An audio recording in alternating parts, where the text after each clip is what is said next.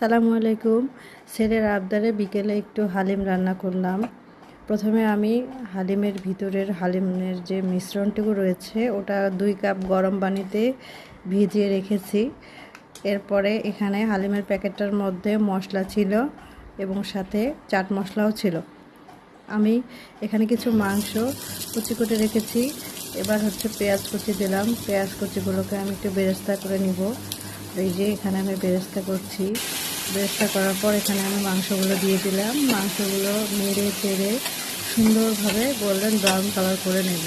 এই পর্যায়ে আমি হালিমের মশলাটা মিক্স করছি। এখানে হালিমের মশলার মধ্যে যেহেতু লবণ থাকে, লবণ একটু পরিমাণ মতোই দিয়েছি টেস্ট অনুযায়ী।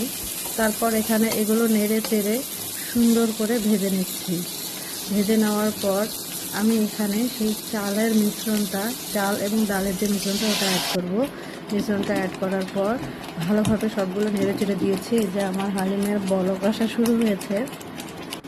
এ পর্যায়ে আমি কিছু মশলা তুলে রেখেছিলাম, সেগুলো আবার দিলাম। দেওয়ার পর আবার সেটাকে ভালোভাবে নেড়ে চেড়ে ঢাকনা দিয়ে রেখেছি এবং মিশ্রণটা সিদ্ধ হওয়া পর্যন্ত রেখে দিলাম। যখন একটু পুরোপুরি সিদ্ধ হয়ে গেল, এই যে আমার হালিম রেডি। কে কে খাবেন চলে আসুন। আল্লাহ হাফেজ।